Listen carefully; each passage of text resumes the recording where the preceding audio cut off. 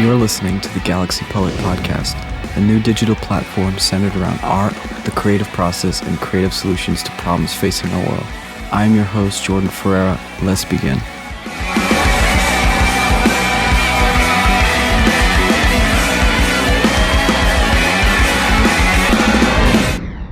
Welcome to episode 9 of the Galaxy Poet Podcast.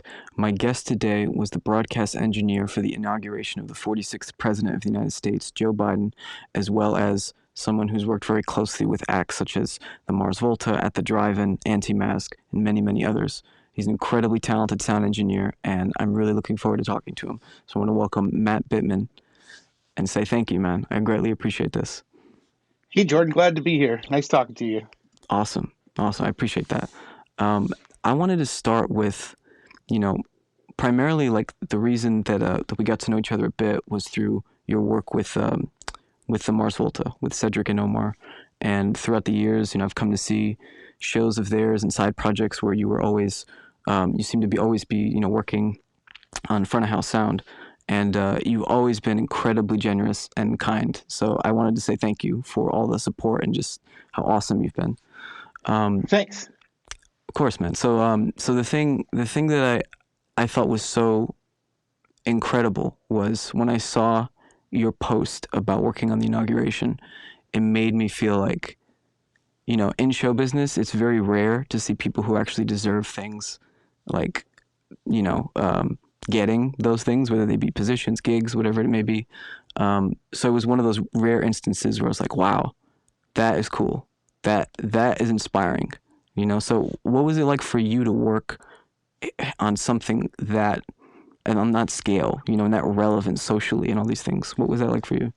Well, I've done a lot of government work before. Like I've done like the G20 summits, G8, nuclear security summit. So that's part of the reason that I was asked to do this inauguration is the companies that I work for have a big history of working on those kind of events.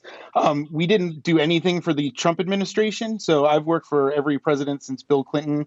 I've done stuff for George Bush. I did a bunch of things for Obama, but none of the companies I worked for did anything for the Trump administration. So we were all really excited to be part of the peaceful transition of power to the Biden administration because we had been out of that realm for so long. We were really excited to get back and do a really good job. And I think if you look in the difference between the production of Trump's inauguration and the production of Biden's inauguration, you'll see the difference between the people that were involved with his inauguration and the people that were involved with Biden's inauguration. Yeah. Oh my God. And just the feeling of like the first few days in office. I mean, seeing some of the priorities, whether it be like the climate crisis or like real action on COVID and sort of a relief, like a stimulus package and all this. It makes me feel optimistic about the future. So I think you're absolutely right. Yeah, it feels almost dangerous to allow yourself to feel some hope at this point. But yes, this is definitely the first time that a lot of us have felt hope in a long time. We feel, there's already the talk of a lot more diplomacy happening and rebuilding the State Department and doing those kinds of summits that we used to be a part of again. So yeah, I mean, it's nice to have adults back in charge. It feels good to have adults back in charge, no matter what political party. At least we have adults now. Yes, it seems. I would agree. So that's so interesting because I actually wasn't aware of the fact that you had done so much of this government work before the inauguration. I've done that. That's what really pays the bills. Like those are really involved gigs. You have to have Secret Service clearance and you're usually there for 3 or 4 weeks before the event happens. And it's very, it's not super complicated, but you can't make any mistakes. So they really make sure they want to hire, it's always the best in the industry that are on those events. So they're a real treat to work. I've learned a lot, I've done a bunch of them. Yeah. G20, G8, nuclear security summit. I did Obama's inauguration. Wow. All kinds of like political fundraiser events and stuff like, big balls and hotels and stuff like that. So yeah, there's a lot of that. Being in the DC area, there's a lot of that work. If you're a sound engineer, this is a good area to be in because there's a lot of government work and it pays very well, but you have to be very good to get it. Sure. Yeah. I mean, I'm fascinated by that intersection between, our art and politics, and what that's like to sort of be at the apex in a certain way of like decisions that will change the course of history. And coming from an artistic background, like what is that dynamic like? Well, yeah, I mean, even if you look, I mean, if you look at this inauguration, the Field of Flags that they did out on the mall, I mean, that was a huge art project, and that really helped kind of set the mood for the country. Like art and politics is, people have realized for a couple hundred years now that that's a very powerful thing, and it's a way to get your message across. So you wouldn't think like doing gigs like that it would be artistic, but like Lady Gaga doing the anthem, she practiced that on Monday for hours with that Marine band, and like it was her idea to like add in all those 5/4 measures and the 7/4 measures. Like Wow. they worked that out on the spot. That was like something they came up with in rehearsal. So I Wow. mean that her anthem, like when she turned around and pointed to the Capitol flag and said the flag was still there, like that was an important moment for the country, for them to realize through this anthem what it stands for, and that even though our capital was attacked, we persevered. So it was very interesting to see that intersection of art and politics. And this isn't what I would choose to do for a living. Like if I had the choice, if I could only do one thing, being involved in political events definitely wouldn't be. It's not as fulfilling to me as doing like a Mars Volta show. Like that's what I live for, because that's where all the creativity is and all the fun is, and breaking boundaries and all that kind of stuff. But also doing this inauguration, I've never felt being a sound engineer. I've never felt like a job was more important than the one I did at that inauguration, to be in the Capitol, not afraid of those people that were trying to overthrow the government, and to put on a successful production to transfer power peacefully. Like it made it feel like all those rock shows weren't very important compared to what I was doing right then at the time. So that was I've never felt like what I was doing was important until that event. Like I always say it's just rock and roll, but that was the first gig where I was like, this isn't rock and roll. This is like an important part of history, happening. So that was the first time where I was like, wow, I'm actually making a difference, moving microphones around and stuff, so that was pretty interesting from my point of view, for sure. That's powerful, man. I mean, Yeah. it seems to me like, yeah, I completely understand when you say, the Mars Volta gig it's creative, right? There's breaking boundaries, Yeah. like you say, and It's but rewarding. it's rewarding. Yeah, you get Yeah. to experiment, I would imagine. Um, but yes, this, having a different energy. Like I'm fascinated by how different those experiences are. But the fulfillment coming from something like this, where the new administration is going to be at least an example of what it is to lead as an adult, right? As you Right. say, Right. um, it's a good thing to it's a Yeah. good thing to feel, I'd imagine. Um, what what is it then like to do the Volta gig for you? Like that intersection of the science and the craft of engineering for these, brilliant maverick kind of artists. What's that experience like? Well, I mean, I work for a lot of artists like Mac Miller and Metric, where that's more like what you think of like a traditional rock band. Like I'm there to like just bring their vision to life. But working with Omar's crew, like all those El Paso cats, like that's more like just trying to contain lightning in a bottle. Like they have more ideas than there are hours in the day, and it's just a matter of like trying to like just contain the energy and get it out in some form that the audience can digest. Like doing a Volta gig feels like what it must be like to like ride a bucking bronco like in a rodeo. Like I'm just hanging on for dear life, like trying to get through the show. With Cedric destroying things, and Omar just like, I mean, and even working with Terry, like you never know where she just might take off into the ceiling or like something crazy. So Yes. so like with those guys, they're so good and they have so many ideas. It's just more of a matter of just trying to harness enough of it that the audience can digest it. That's what I feel like my role is in that, is just trying to like just funnel that energy towards the audience slightly. That's kind of what I feel like my role is. And I love, out of everybody I've worked for, any band or any corporate gig or any studio I've worked, like all like Omar and Cedric and Terry and Marford and like all those guys, they're definitely my favorite people. They are so nice and so much cooler than you would even think, and they really care about their fans. And they're just like, I mean, they write a couple songs every day, all of them. Like they're just amazing people to work for. So they're hands down my favorite people that I've ever worked for and probably ever will, I'm sure. That's amazing, man. It's inspiring to hear that because often that isn't the case, right? Often you hear stories of like some of your heroes, and it's like, yeah, you don't want to meet that guy, or you don't want to meet that girl, Right. or But Yeah. that's great to hear. Um, Yeah, they're yeah, yeah, they're just good people on the inside, and that's definitely a rare thing in any field, really. yeah, absolutely. So what is the craft for you then? Like when you go from a situation like doing a Volta gig or something with Omar and Cedric's kind of crew, or versus, I mean, more of a pop kind of thing where it's like, there are samples, there are tracks. Like, what is there a dynamic change there in how you approach it? Well, yeah, because with a Volta style project, it's going to be different every night. They're going to be changing up the set list. You're just trying to contain their chaos. With a more like with somebody like Mac Miller or like Metric, we were always refining the process and just trying to get it tighter and tighter. So you're Yeah, more going for like repeatability and like consistency. I think was more the goal with those acts is just trying to see how far you can push the quality and then keep it consistent and then keep building on that, which is not the process with Omar's projects usually. That's more of like contain the immediate chaos. right, As to where with the other groups I've worked with, it's you're always trying to build to the next level of perfection. right.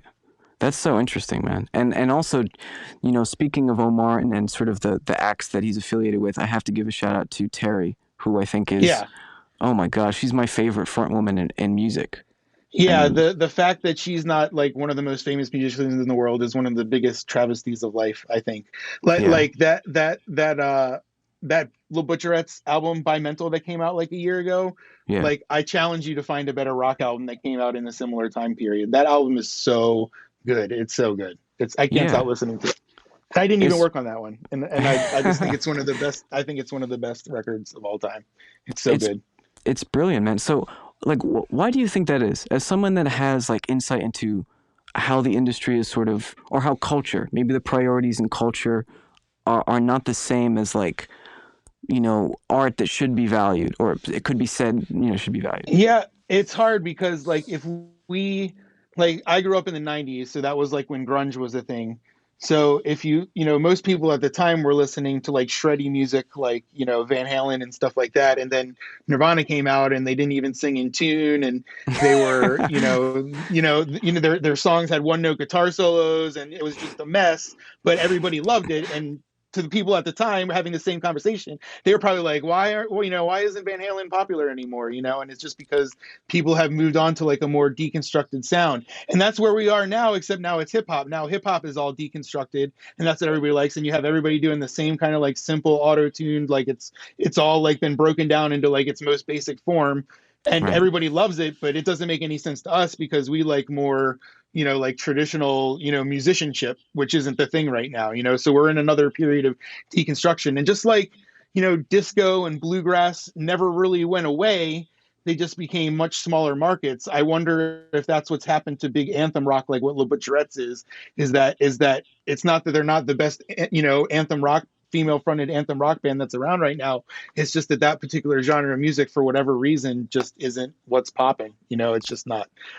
So I'm sure if Terry did some like stripped down electronic, like super, ambient hipster stuff, she'd probably be more popular. Or if she went like hip hop or something, she'd probably be more popular. But she always stays true to who she is, and she'll always have a dedicated following. And yeah, it's like I tell a lot of my clients in the studio, it's never been harder to get rich as a musician as like a rock star. I think it's never been harder to become a rock star because the people that are making millions of dollars is still like Metallica and Foo Fighters and legacy bands that have been around forever. But it's also never been easier to make a living as a musician. So if you're content to make like 100 grand or 150 grand a year and only want to sell a couple thousand albums to a couple thousand people and do some club shows, like it's really easy to make a living doing music now compared to the 90s and the 80s when I got started. But I think it's way harder to become a millionaire and be the traditional rock star now than it ever has been. That's a really interesting point, and I like that because it has optimism where so much of what you hear about the music industry nowadays, particularly with rock, is not optimistic. But I think you're right, and I really like that.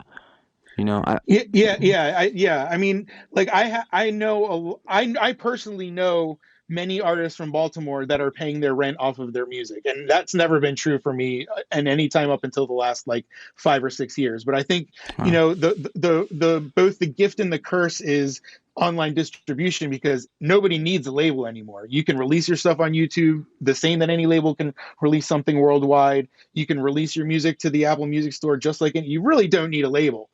So the downside is that everyone's a label now, and the market is just saturated with so many artists. It's really hard for one person to take over. And even if you do, it's usually from some TikTok meme, and it's only for a couple minutes. Maybe you yeah, can get one or two singles out of it. So the music industry, and it's funny because I knew this would happen. Like when Napster first came out, like because we could see that the music was starting. Like I've been involved in the music industry since like the mid 90s.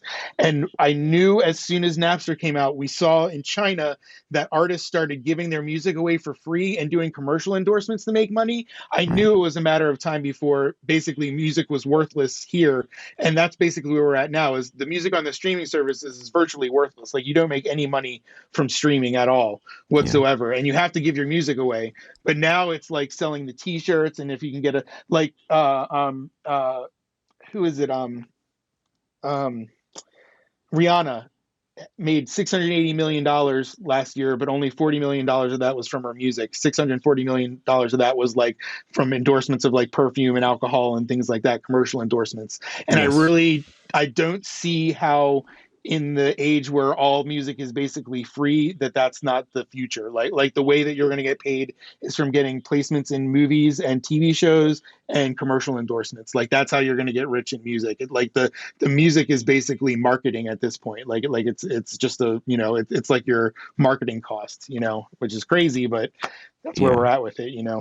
But I love what you're saying, and I think it's so true because I even remember hearing people like Kanye West saying in interviews, right? Like, oh, I remember there's one appearance I think he did on the Rogan podcast where he was saying, he makes $100 million a year or something like this, and Right. he was asking him like, guess how much of that comes from music, and he then goes on to say -$3 million. It cost me Right. $3 million. Right. So yeah, it's crazy. But I think Yeah. what you're saying about how the platform itself is changing and YouTube is changing the distribution model is something new artists need to hear. Yeah. Like, what would you recommend to like a new artist coming out now who loves, hearing that they don't need a record label? Like, what would you recommend they do? I think the mistake I see two mistakes that I see a lot of local artists make. One is they don't build an entire brand and product release cycle before they release stuff. They'll just do a single and a video and just push it, and then the artwork from that won't match their. If they even have posters, like they won't have posters ready to go, they won't have an album ready to go. Every successful label project that I've been involved with that was pushed by like a major label, like everything with Metric and everything with the Mars Volta, there was always like a year-long plan where like the album would be released and two singles would be released that day, and the video would come out a week later, and all the artwork would match the T-shirts on the album cover, and everything would come out all at once, and then you'd tour to support it. Like a lot of artists kind of like blow their wad way too early. They'll get one thing done, and they want to get the dopamine likes from getting a bunch of likes on social media, so they'll just push it out without a major plan, and then it doesn't ever really go anywhere or help them build any kind of momentum. So that's one major mistake is like people need to have when me and Omar work on a project. It's funny, when he goes into an album cycle, he refers to it as the making of the shoe, because we think of it in terms of marketing a shoe. Like, so it kind of takes the ego out of it, because like the fun like artistic part goes into actually making the record, but after that we think of it as like marketing an athletic shoe. Like, how are we Huh. going to bring this product to market? Like, what is our advertising campaign going to look like? Like, what radio stations are we going to hit? So once the album is finished, like he literally refers to it as the making of the shoe, because that's when it switches to like becoming a pure marketing thing. So artists really need to get in that mindset that this is a business, and the art part comes in the all this fun, the mixing and the writing of the songs and recording. That's when you get all your artistic rocks off. But if you want to make a living off of it, you have to divorce yourself from the creative part and think of it as a product that you're selling. And you wouldn't like Nike wouldn't come out with a new pair of Jordans and not have commercials ready to go in time with the release, and not have like all their artwork and posters to put up on billboards and buses and everything. Like all that's all ready to go all at the same time, and it drops all at once. That's not what I see local artists do, and people that are just starting out. They'll trickle everything out with no plan, and that hurts you big time, because all of that work needs to build on each other, and you need to have like synergy with all. And I hate to use those bullshit marketing terms, but basically, your everything needs to work together, and you make more money that way when everything has a plan. So Yeah. so that's one major thing. And the other major thing is everybody tries to go straight to being a millionaire, and I don't think that's how you should do it. Like basically, most places in the country, you need about 50 or 60 grand a year to be able to have like an apartment and like not be starving. Like that's basically the money you should be shooting for from the beginning. So that's only like 2,500, 3,000 people a year that you need to buy one $20 album or one t-shirt and poster package that comes with your CD for $20. So I would focus on getting 2 to 3,000 core fans that can pay your living expenses first, and then build from there. Like don't go doing marketing campaigns that are going to be, way too big for what you're going for. Don't try and like blow up on TikTok and go viral, because you'll just spin your wheels trying to force that to happen and buying likes and all that stuff. Forget all that. Like make your music exclusive to 2 or 3,000 people, get them to try and pay you around $20 a year, and then you'll have enough money to live off of, and then you can start building from there and working on bigger and bigger projects. But I see way too many people spin their wheels trying to like force viral stuff to happen, and trying to like aim for like way bigger stuff than they're capable of with no fan base. So just shoot for like a couple hundred fans at a time, and getting them to buy one of your projects a year, and then you'll have a foundation that you can build the rest of your career off of. That's amazing, man. That's beautifully said, and I think that is what new artists need to hear, because I completely agree with the branding point that you make. Like so often, and I've certainly been guilty of it in the past as well, but I see so many like really, really great, artists that sort of they do things sporadically, right? It's sort of like erratic. Like they'll put something out and they'll be like, check out this new video, and then they'll put out an album sometime later, and it's not, it's not building. Like each release is not building off of the one preceding it, or there's no plan. And I think you need a plan. You're right. You're absolutely Yeah. right. Yep. Yeah. A lot of my artists, I tell them, get out an iCal, like just go into iCal or whatever calendar software you work with, and pick a release date and just work backwards from there. So, if you're releasing your album, let's say September 1st, a week before that, and like August 21st, you need to release your first single, and you need to have tours lined up for, September 7th. So you can start doing shows to support it. And that like your music videos need to be shot back in July. So you have time to like encode them and get them updated. So just pick a release date and work backwards. And most album cycles are around a year long. So it's about a year's worth of work. If you think a couple months to write and record the album, and then a couple months to come up with all of the artwork, a couple months to shoot videos, a couple months to get your website and your merchandise together, there's a lot of work to do in a 1 year album cycle. But that's what the professionals do. They're on like at least a 1 year cycle. That's the way that it's done for a reason, because it Yeah. works. Yeah, absolutely. So, in that same kind of sphere, one thing I've noticed is that the craft of like producing, mixing, kind of doing all this yourself as the artist seems to be more important now than ever, right? It seems to be like your ability to produce and do all these other things other than, singing the song or playing an instrument or writing the song, all these things. So what words of wisdom could you give like a new artist as far as like someone who needs that skill set or wants that skill set, so that they can compete in this landscape where it's like, you Well, know, I can tell you, and it's going to sound biased because I'm a mixing engineer, right? but I have met very few artists who are able to both write music, track themselves, and mix and master themselves and have it come anywhere close to what it's like sending it off to an engineer. Because I think engineering is like one of those 10,000 hour skills. It's something you really have to spend a lot of time and get a lot of experience before you, like, I would say it took me easily 5 or 6 years of doing this 40 hours a week, 52 weeks a year before I got good enough to do commercial releases that could stand up to what was on the radio. So Right. you don't have 5 or 6 years to put into all mixing just to become an artist.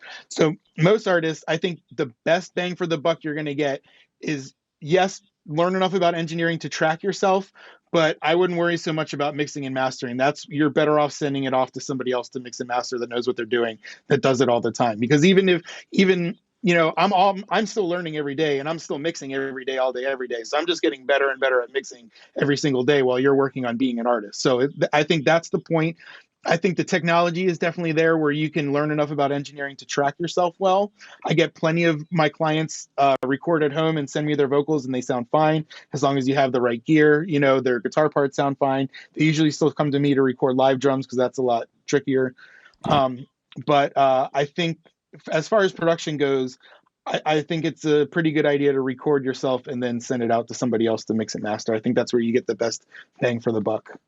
Yeah. I think you're right, definitely. And particularly mastering, right? Which is like, it's its own, for both, for sure. But I think, as you say, it is a craft. As someone who's tried to do everything, like, yes, mixing is a completely separate thing. Just because Yeah. maybe you're good as an artist or a singer or guitar player does not mean you're good at mixing. It No, doesn't mean, mixing is a very technical skill. Like, it's artistic in a lot of ways, but it's also very technical. Like, you have to know gain structure, you have to know what subtractive and additive EQ are doing to your mix. You have to know about frequency response. You have to know about uh, spectral enhancement. Like, you have to know about harmonics. There's so many like technical things that you need to spend a couple weeks learning just to yeah, be able to, because every mix that I hear that's professionally released on the radio pretty much always has everything done right. Like, it's usually balanced well. It's usually compression and limited properly.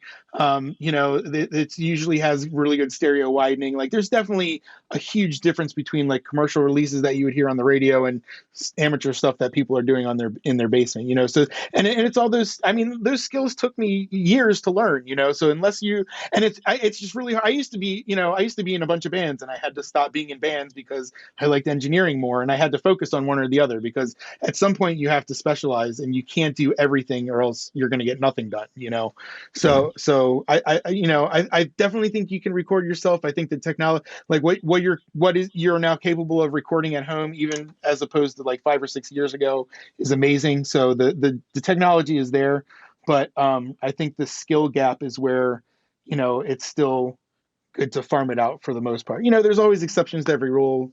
Somebody might record something on a 4 track that sounds awesome. I know Billie Eilish, they recorded all her stuff at home and it's sitting in his bedroom, but they still shipped it off to some of the best mixers and masters in the world to finish the album. So that kind of is what I'm talking about. Like, the Billie Eilish album was recorded all in her brother's bedroom, yeah, but they still farmed it out to get mixed and mastered, and that's a really crazily mixed and mastered album.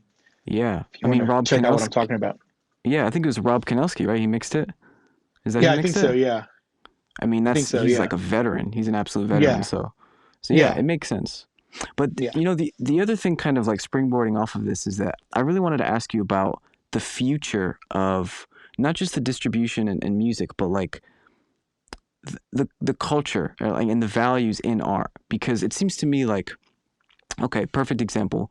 I could be anywhere, and if I turn on the radio to a rock station, essentially what I'm going to be hearing is dance music, right? I mean, it Hmm. seems like that to me.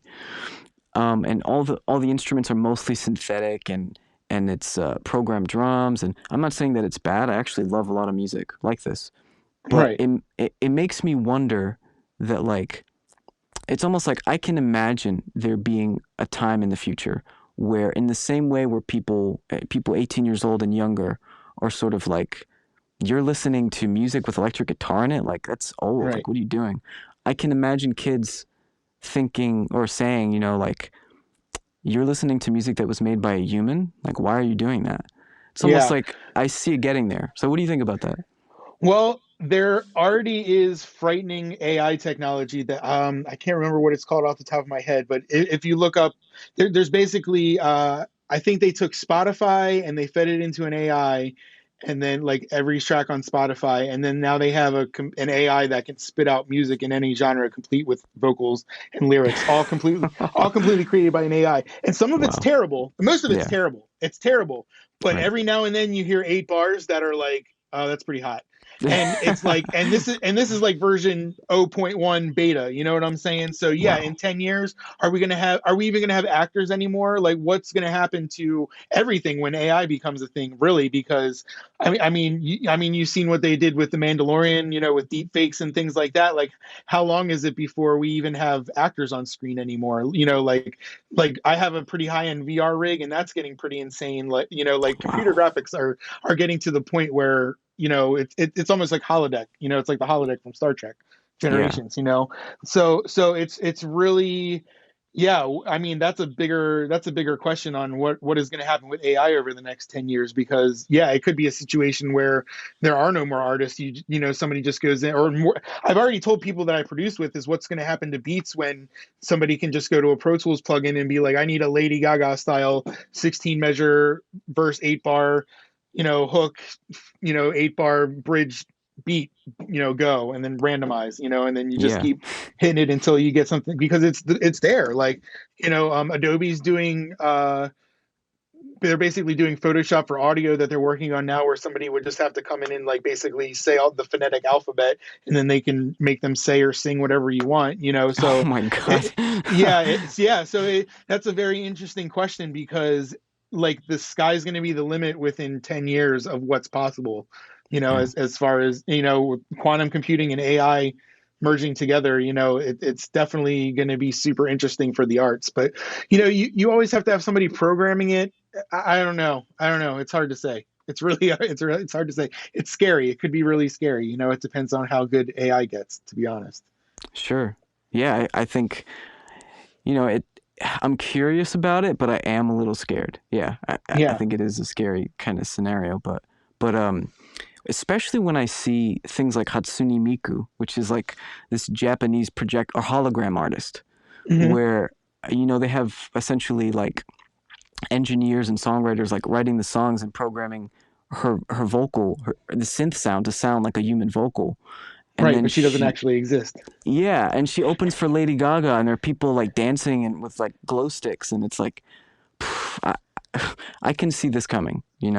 Yeah, and it's interesting because it's almost like bands that me and you happen to like and like being a part of, that might become more of like a hip artisanal kind of, Etsy kind of project, where it's Yeah, like, hey, we'll record you an album with real instruments, for like $3,000 or something, yeah, like we could get, I mean, we could get there. It could happen. It's hard to say, because the world has gotten awfully dystopian over the last 10 years. It's hard to say how far it's going to go, but music in general has always, to me, it kind of, even all going back to classical music, it always seems to go from an overproduced, technically proficient period to a stripped down, reduced, just basically stripped down to its core period. So, you've seen that with country, you've seen it with rock, you've seen it with rap, like, you know,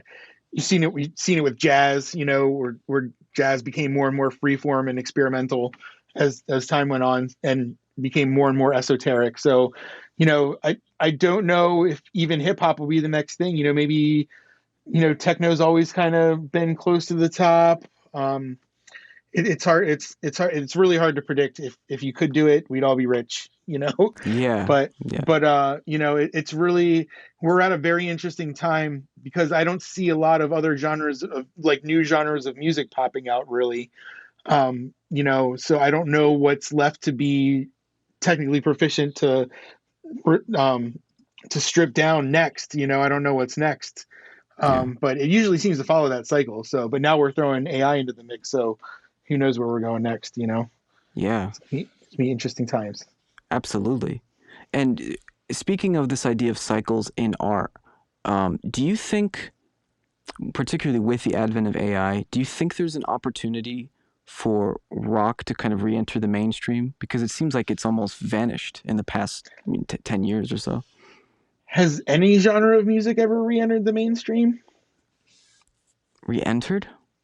Yeah, can you think of a genre of music that like disco didn't come back really, bluegrass didn't really come back really, country never really came back from its heights?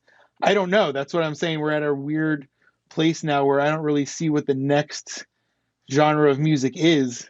Right. Um, um, it could. I would like to see more. I mean, you got to think people will get tired of loops and computers doing music at some point and want craftsmanship to come back into the equation.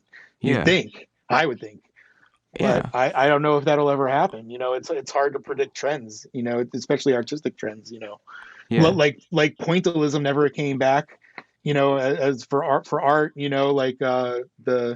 The 60s pop art never really came back. Right. So it's hard to pin the tail on the donkey when it comes to art trends. It's really hard. It's a Yeah. difficult thing to do. I think you're right in a way because I'm thinking about it now and all the trends seem to happen and they seem to just they go away, but they don't entirely go away. They just get smaller, as you say. Yeah, You exactly. know. I mean, there's still people that listen. There's still people making disco albums. There's still people making bluegrass albums. There's still bluegrass concerts. It's just they don't have 30,000 people at them anymore. They have 3,000 people at them. Right. And rock might be headed down. As I don't want it to happen. I love rock. I love. I have flannels for days. Like I love guitar music. I love playing bass. I love playing with a drummer. I love it. I think to me it's the best kind of music. Like you'll never top rock music to me personally, but Yeah. people have said the same about country and disco and jazz and all kinds of other stuff. I'm sure Yeah. lots of people said jazz will always be the coolest form of music there is. Right. Like I'll never give up my tie and my zoot suit and all that stuff. Yeah. So Yeah. it's hard. It doesn't make any sense to me because I think rock is the one of the superior genres of music. Like I'd rather Right. listen to rock than anything else. But besides hip hop, I love hip hop too. But so I hope so, but I don't know. Yeah.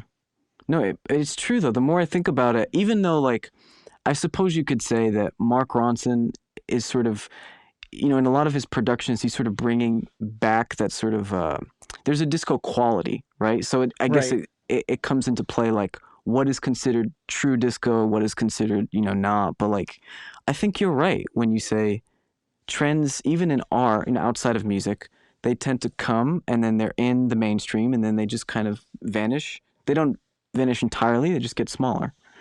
Yeah, they can influence further genres, Yes. like when Old Town Road came out. That was country influencing hip hop.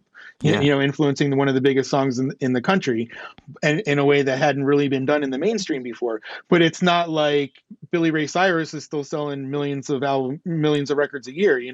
Right. So there's definitely I. But the weird thing is like I can't point to something right now and say that's the next genre of music. I mean, you kind of have some hip hop, which has gotten so melodic that it's not really hip hop anymore, and it's kind of like in an emo place right now. Like there's almost like this emo hip hop kind of thing going on, and I'm not sure if that's a whole new genre of music yet or not. It's almost like if you took like the Cure and like 80s late 80s Cure and hip hop and put it together. And I don't know if that counts as a new genre or not, but you have people like Juice World and not even really Takashi, but just a lot of those more like modern singy kind of real sad artists, Yeah. but it's hard, like I've been saying hip hop's going to be the next thing since like grunge died, basically. So, like when grunge was gone and nothing really came to replace it, I was like, hip hop's going to be the next thing, and I was pretty right about that. Like most of the biggest artists in the world are hip hop artists that right now.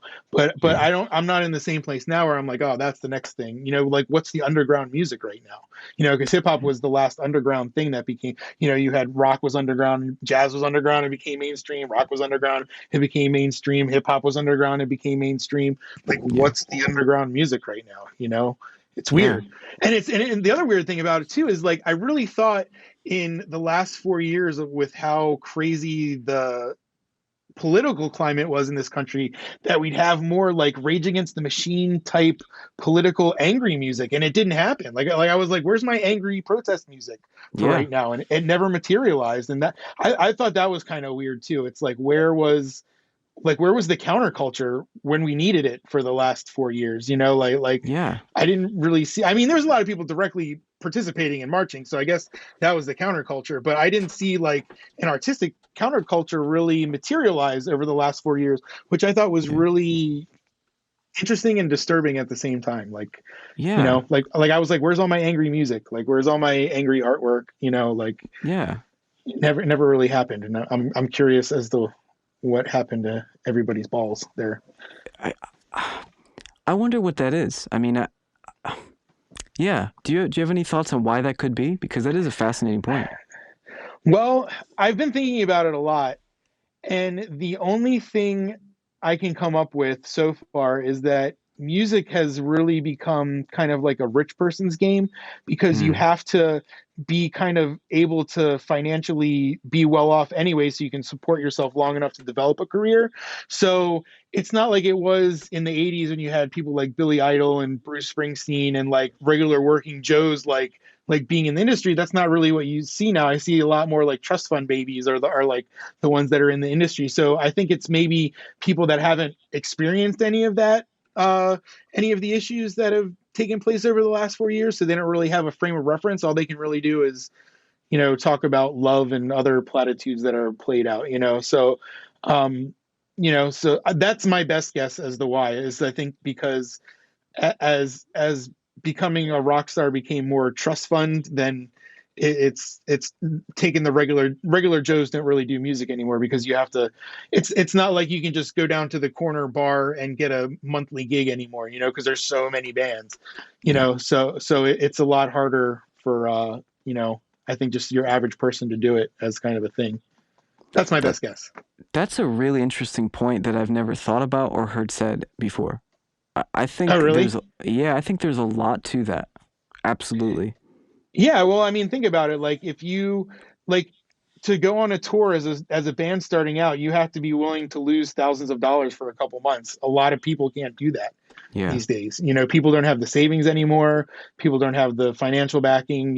So you have to kind of already be financially set up in order to really be successful in that level in music, which is why I was telling everybody earlier that if you're just starting out and you're not financially set up, to just focus on 1 or 2 thousand people, so that you can go take the tour later and lose Yeah. a bunch of money while you're becoming bigger and under the next level, because Yeah. most bands don't lose money on their first couple tours, when Yeah. nobody knows who they are. Unless you can sell out a room, you're probably going to lose money on your tour. Yeah. So it takes just like any other business, it takes a large upfront investment. That's why most people work for other people and don't have their own businesses. Right. To really get to the national level as an artist, it takes a giant upfront investment. Whereas in the past, a record label would do it all for you, so you could just be some average Joe off the street and be a successful band, because the Yeah. label would take care of you. But now there's no label support. Right. Yeah, I think that's an amazing point. And I guess I come from like that mentality of like that's just what it is to play rock music. Like you Yeah, join a band, you hustle, you make no money, it's really difficult. That's the yeah. norm to me. And I never even questioned like yeah, I never questioned why there would be less angsty music now, but in the context of what you say, it makes a lot of sense. Yeah. Yeah, that's the best. Believe me, I've thought about it for a long time, and that's the best solution I can come up with so far. Yeah.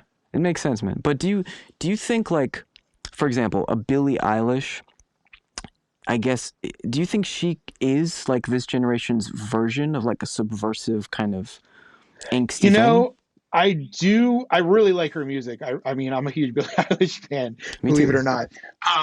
I think I like her production style, but yeah, she's actually. I mean, she's only an 18-year-old kid, and she's addressing like real issues with her music. It's the issues that are personal to her and she's experienced.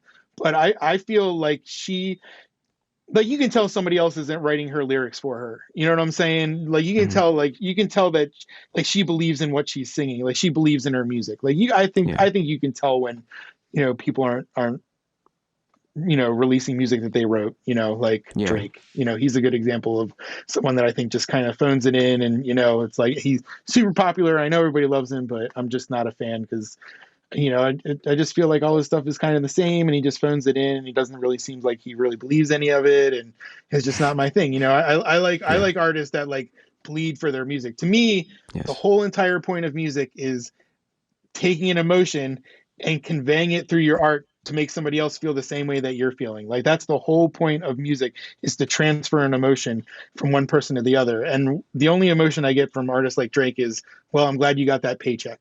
Yeah. Like that it doesn't do anything for me. You know what I'm saying? Like I Yeah. won't listen to it past the next meme.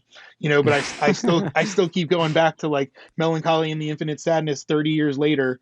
Yes. Like I listen to that album like a couple times a month still, because it's just so like emotionally important to me, music like that, when people, you can tell they really believe in it, that's what I think the point is. So Yeah.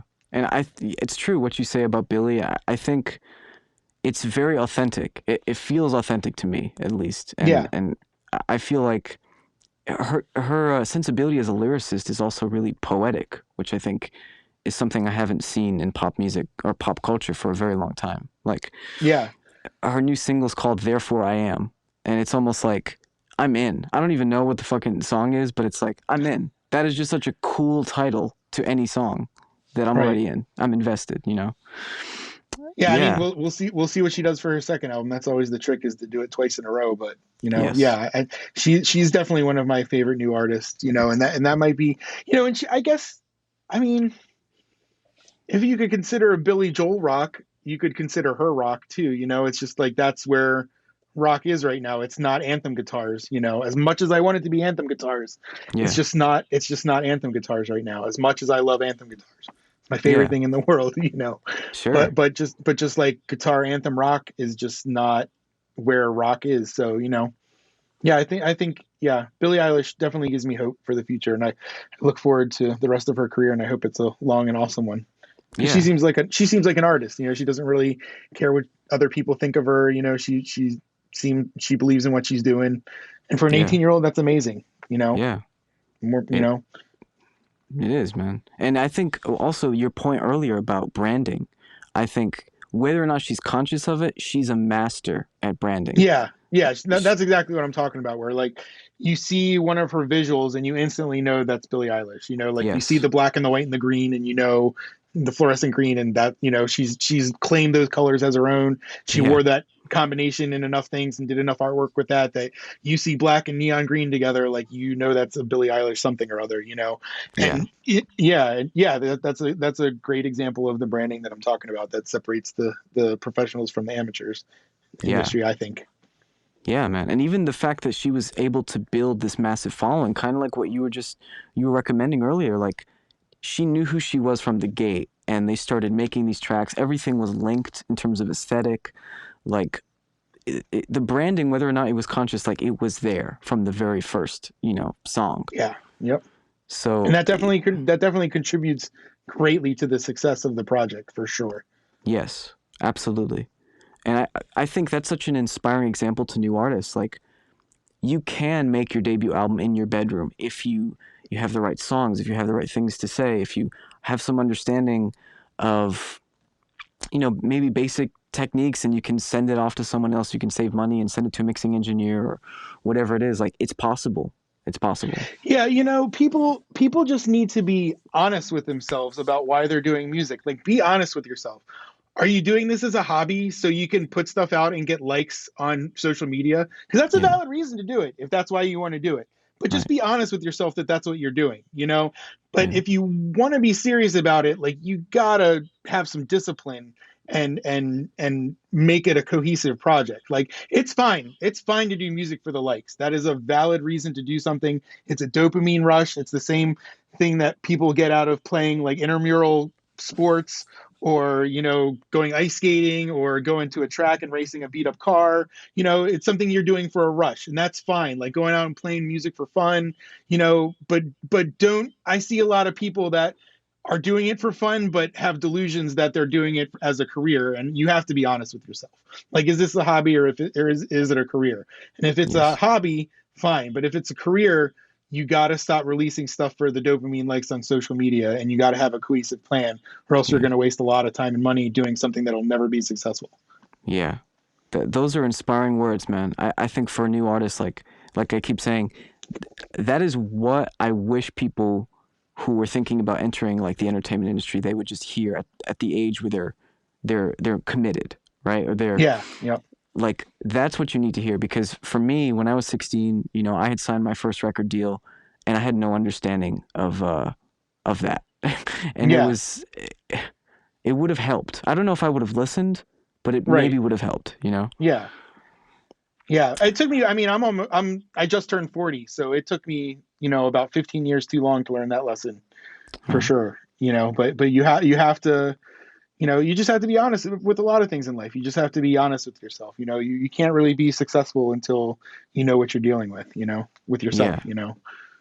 That's beautifully said, man. I think that's an inspiring note to end on, and I just want to say this was an incredibly inspiring conversation, and I really appreciate your time, man. Thank you. No problem. It was super fun to be here. Awesome. I'm glad you had fun. All right. We'll see you next time.